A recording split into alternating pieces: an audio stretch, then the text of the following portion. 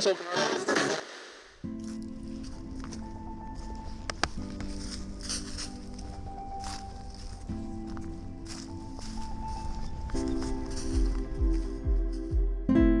balado est une initiative des producteurs et productrices acéricoles du Québec, financée par le Créneau acéricole et le ministère de l'Économie, de l'Innovation et de l'Énergie du Québec, en partenariat avec Financement agricole Canada, le seul prêteur entièrement dédié à l'agriculture et à l'agroalimentaire au Canada. L'industrie acéricole est en pleine effervescence. Ce balado s'adresse aux passionnés qui veulent tout savoir sur l'érable. De la forêt à la table.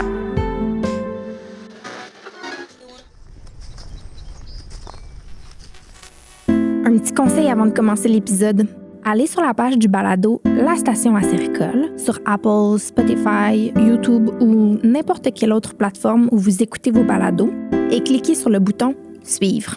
Comme ça, tous les nouveaux épisodes vont se télécharger automatiquement sur votre téléphone, votre tablette ou votre ordinateur. Bon épisode! Dans ce 13e épisode, on vous parle de biodiversité. Si on a choisi d'en parler, c'est parce qu'il faut continuer de sensibiliser les producteurs à faire des choix qui vont améliorer la biodiversité de nos forêts pour s'assurer d'être résilients face au changement climatique et pour la pérennité des forêts québécoises. Et les actions posées aujourd'hui vont avoir de gros impacts sur les générations futures. C'est pourquoi tous les chercheurs dans le domaine s'entendent pour dire qu'il faut agir tout de suite pour l'avenir de l'industrie et pour la foresterie en général.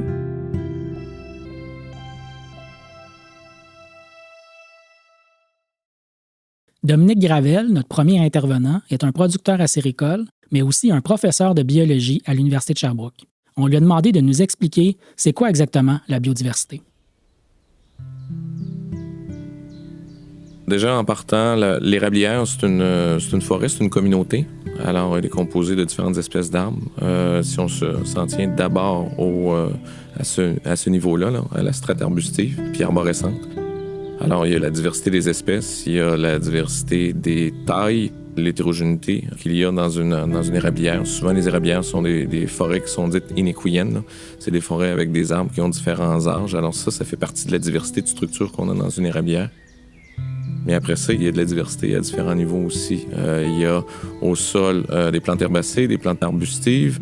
Ensuite, il y a de la faune qui séjourne également dans cette érablière-là. Alors, il y a tout un réseau d'interactions, si on veut. Là. Ça fait partie des spécialités que j'étudie. Là. Comment est-ce que les organismes interagissent entre eux là, par la compétition, la prédation. On va souvent décrire ces interactions-là au moyen d'un réseau. Et finalement, il y a aussi, dans une érablière au sens un petit peu plus large, celui plus pratico-pratique d'un exploitant. Souvent, l'exploitant va avoir un bout de terrain où il n'y aura pas juste un peuplement d'érables à sucre. Il va y avoir différents types de forêts sur son lot. Dominique Gravel nous a bien expliqué c'est quoi la biodiversité d'un point de vue théorique. Mais comment on fait quand on est producteur pour savoir si la biodiversité de notre érablière est excellente, acceptable ou insuffisante? Je dirais le premier degré de mesurer la diversité d'une érablière, on a tendance à le faire naturellement, c'est de mesurer la diversité des espèces. Alors, on va aller dans son érablière, on va marcher, on va identifier les espèces d'arbres, et puis on va noter combien d'espèces qu'il y a. Alors ça, c'est vraiment le descriptif du plus bas niveau, là. Puis ça réfère à la diversité qu'on appelle la diversité alpha, c'est-à-dire la diversité locale qu'il y a dans une communauté, dans une érablière. Ensuite, on peut passer un tout petit peu plus loin parce qu'on pourrait avoir, par exemple, dans une érablière, 2 espèces qui sont dominantes. Là. On va faire abstraction des autres espèces. On pourrait avoir de l'érable à sucre puis une composante mineure avec du bouleau jaune, par exemple. Et puis, si on a une répartition où on a 90% d'érable à sucre et 10% de bouleau jaune, ce ne sera pas la même mesure de diversité que si on a 50% d'érable à sucre et 50% de bouleau jaune. On comprend qu'à seulement 10% de la surface terrière ou du nombre de tiges, le bouleau jaune contribue peu au fonctionnement des écosystèmes, alors que lorsqu'il est à abondance beaucoup plus élevée, autour de 50%, ben là, il contribue davantage. Alors, on va dire que la diversité, elle augmente lorsqu'il y a une répartition un peu plus équitable entre les différentes espèces qu'on a dans une érablière. Il y a évidemment des mesures associées à la diversité des traits. C'est une façon de quantifier la diversité locale. Et puis finalement, il y a une autre mesure qui est peut-être moins connue des forestiers, mais maintenant on parle aussi de diversité phylogénétique.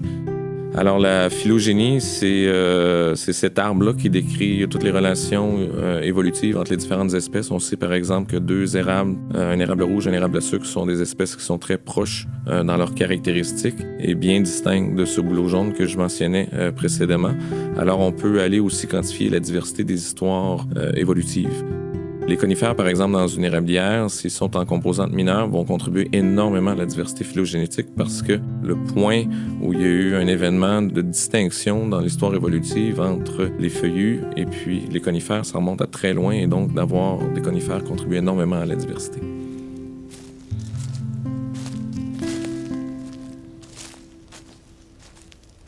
Un des risques qui guettent les acériculteurs, c'est de penser juste à la production de leur érablière. C'est peut-être contre-intuitif pour la plupart des entrepreneurs, mais pour une production durable, il faut surtout penser à la santé globale de la forêt. Parce que c'est tout l'écosystème qui fait que, année après année, le sirop coule. Benoît Quintal en sait quelque chose. Dans mon entreprise, pour amener la biodiversité à son optimum, on regarde le plus d'essence qu'on peigne possible. À la base, c'est surtout ça qu'on regarde. Fait que, tu sais, mettons, on a la norme biologique, nous autres, sur l'entreprise, pour le sirop. La chose qu'on a regardée souvent, c'est quelle quantité d'arbres on a, puis le biologique qui exige un 15% pour être dans les normes. Puis je me plais à dire souvent que quand les inspecteurs ils viennent vérifier, ils sont toujours bien impressionnés de voir qu'il y en a vraiment plus. Puis on a fait l'évaluation une fois, on est à plus que 30% d'espèces qu'on peigne dans l'érablière. C'est cette mesure-là qu'on voit qu'on est optimum, là. Si Benoît possède cette information sur sa propre forêt, on ne peut pas en dire autant pour le reste des érablières du Québec, comme l'explique Dominique Gravel. Il y a beaucoup d'études qui ont été faites en foresterie pour essayer de comprendre l'impact des pratiques forestières. Mais dans les érablières aménagées pour la sériculture, il n'y a pas eu d'études pour quantifier l'état de la biodiversité dans ces forêts-là. Après, on peut en déduire toute une série de choses. On peut, à tout le moins, dresser un certain nombre d'hypothèses pour lesquelles il y a déjà pas mal de support. Par exemple, en comparant différentes pratiques d'aménagement forestier, on peut comprendre ou anticiper quels sont les impacts de l'aménagement acéricole. Et juste en décrivant ce que fait la sériculture aussi, on est en mesure de dresser certains constats. Un constat qui est frappant tout de suite, la sériculture, on favorise l'érable à sucre dans une première mesure. Dans un deuxième temps, peut-être l'érable rouge, qui sont les espèces qu'on utilise pour la production. Et donc, si on a un aménagement forestier où on sélectionne de façon prioritaire ces 2 espèces-là, ça va de soi qu'on va avoir une diminution de la diversité des arbres par après. Ensuite, il y a l'effet de l'aménagement sur la composition des arbres. Mais il faut aussi distinguer cet effet-là de celui sur la structure des forêts. Il faut se projeter un petit peu dans le temps pour essayer de comprendre cet élément-là. On peut essayer de s'imaginer à quoi ressemblaient nos forêts il y a 400 ans, quand les premiers colons sont arrivés, puis se sont établis au Québec. On avait ce qu'on appelle des forêts anciennes. Alors, c'est des forêts qui... Les érablières, on le sait, elles ne brûlent pas, puis elles sont très rarement l'objet de perturbations majeures comme des chablis ou des épidémies de tondeuses. Il n'y a pas de feu dans les érablières. Alors, on avait des forêts anciennes avec des immenses arbres, des arbres qui pouvaient atteindre 300, des fois 400 ans, avec une composition des arbres aussi qui était particulière. Et puis avec ces gros arbres-là, très souvent, il y avait beaucoup de débris au sol. Alors, quand un de ces arbres-là se renverse, il crée une immense masse de bois qui se retrouve au sol et qui prend des années et des années à se décomposer. Alors, il y a toute une série de caractéristiques de ces vieilles forêts-là qui étaient importantes à l'époque puis qui ont un peu disparu avec l'aménagement forestier parce qu'on sélectionne les arbres qui sont vigoureux, on retire les arbres qui sont malades, on a tendance à retirer les arbres qui sont morts parce qu'ils sont soit dangereux pour les travailleurs en forêt ou bien ils tombent sur les maîtres lignes puis on est obligé de faire des réparations. Alors, toutes ces pratiques-là ont réduit certains éléments de structure qui sont essentiels à la biodiversité.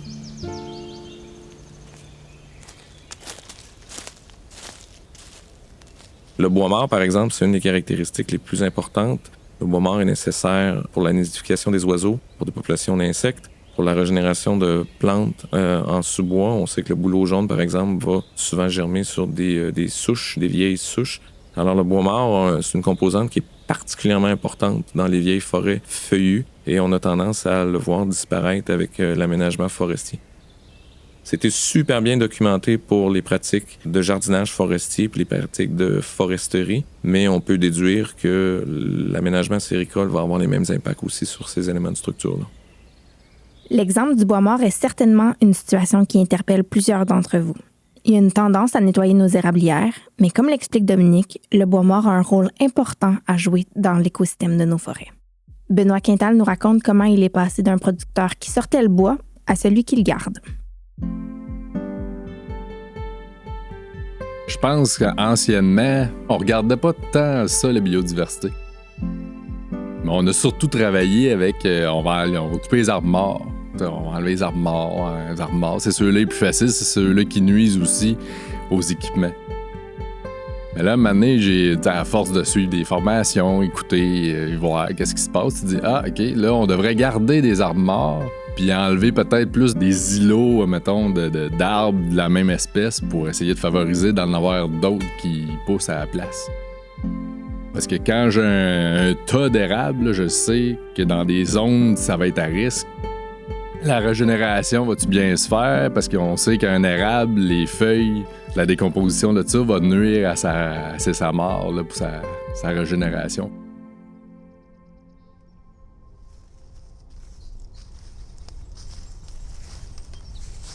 Faut toujours regarder où que la section de l'érablière est rendue dans son temps, là. C'est d'observer ça. C'est de cette manière-là qu'on va savoir si on a-tu fait une bonne job ou pas.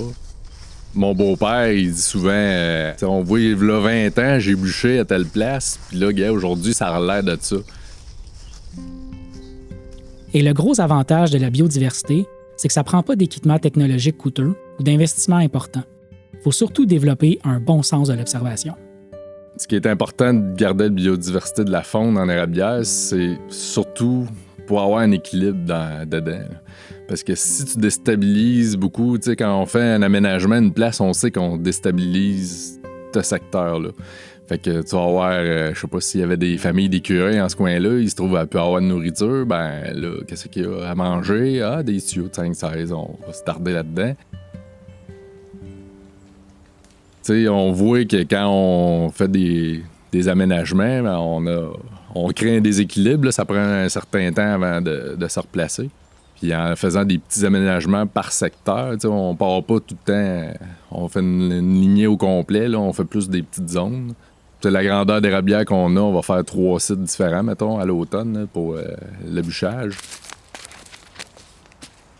Puis c'est ça. Fait que là, l'équilibre de ça fait que, bon, les écureuils, là, quand il y a des éclaircies de même, ben si tu avais gardé des arbres morts, ben la chouette, elle vient se parquer ici, puis elle va pogner les écureuils. Puis vice-versa, là, tu sais, je vais avoir des oiseaux de proie, moi, sur le bord des champs aussi, qui vont aller s'alimenter dans le champ quand vient le temps des récoltes. Après ça, ils vont s'occuper de la forêt pendant ce temps-là. T'sais, on voit l'échange qu'il y a entre les deux.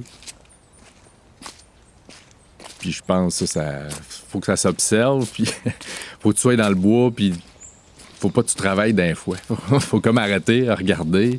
On lâche les chalumeaux, OK, on lâche les tubes, OK, c'est ça qui se passe, c'est beau, on peut continuer. Fait que là, c'est de faire de l'observation. Même si favoriser la biodiversité demande un peu plus d'adaptation avec différentes approches, pour Benoît, c'est non négociable. Parce que les avantages priment sur les désavantages. L'avantage d'avoir de la biodiversité pour la production acéricole, c'est surtout au niveau du climat. Le climat, ça va être beaucoup plus moins drastique, là. Parce que plus que je vais avoir de couvert végétal, plus que le vent va moins nuire à couler. On va avoir peut-être des meilleures éclaircies. Puis dans le temps, là, mettons, on regarde à chaque année qu'est-ce qu'on a fait comme sirop, qu'est-ce qu'on a changé, qui a fait qu'est-ce qu'on a fait de plus. Il faut regarder sur plus longtemps que ça. C'est sur des plus de 10-15 ans qu'on va voir des effets sur ce qu'on a fait comme aménagement. Puis on le voit, mettons, par le rapport aux sections qu'on a faites tranquillement, ben ma moyenne de production n'a jamais baissé. Puis les grosses années d'écart de grosses productions, de super basses productions, on n'a pas eu autant de différence que ceux qu'on regarde, mettons, à peu près dans la même région, là. On voit qu'on dirait que ça a moins d'impact après ça. Là. L'élastique est plus smooth. C'est la production. Là.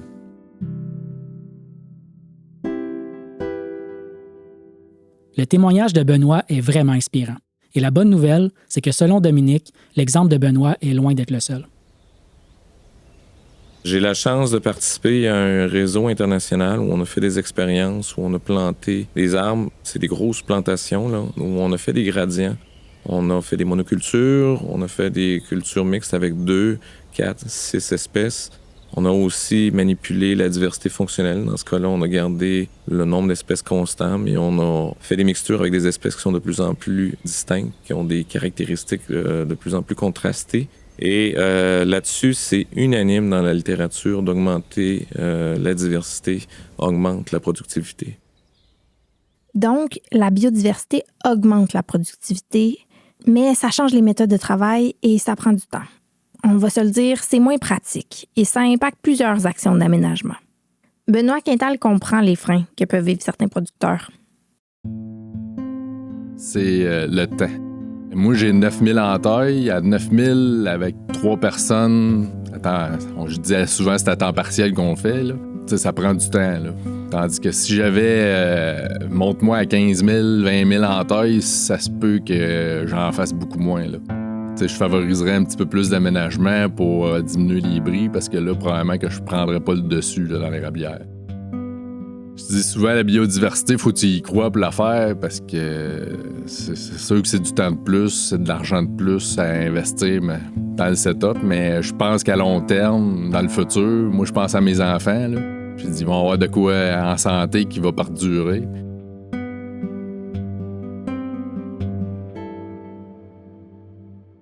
Pour Dominique Gravel, la responsabilité de la biodiversité ne repose pas seulement sur les producteurs. C'est aussi politique et il faut agir rapidement. Il y a des vieux réflexes de voir les enjeux environnementaux en agriculture comme une menace, une contrainte. Et puis de ne pas voir que nos productions dépendent de la biodiversité et du climat. La production acéricole, elle est particulièrement sensible à ça. Dans le jargon scientifique, on parle de services écosystémiques. C'est des services qui nous sont rendus par la nature. Et puis, le meilleur exemple que je trouve, puis le meilleur service écosystémique au monde, c'est le sirop d'érable. Ça repose sur la nature. On doit avoir des érablières en santé et des climats qui sont favorables aussi à la production acéricole. Dans le plan nature qui va s'en venir, il y a des objectifs qui sont associés à l'agriculture durable puis à la foresterie durable. Il faut s'engager puis il faut avoir des objectifs clairs pour le secteur agricole dans son ensemble puis pour le secteur acéricole. On espère vraiment que ces réflexions vont lancer des discussions entre vous. Comme producteur, vous êtes aux premières loges des forêts québécoises. Vous pouvez poser des actions concrètes aujourd'hui qui seront importantes pour l'avenir. Merci d'avoir été à l'écoute de la 3e saison. On vous retrouve au printemps prochain avec de nouveaux épisodes. D'ici là, vous pouvez toujours nous envoyer vos commentaires et vos idées de sujets à lastationacéricole@gmail.com. Si vous avez aimé le balado, partagez-le donc à quelqu'un de votre réseau acéricole. Vous pouvez écouter les autres épisodes sur Apple, Spotify, YouTube et sur notre site web au ppaq.ca. Je m'appelle Mathieu. Et moi, Sarah Maude. À bientôt!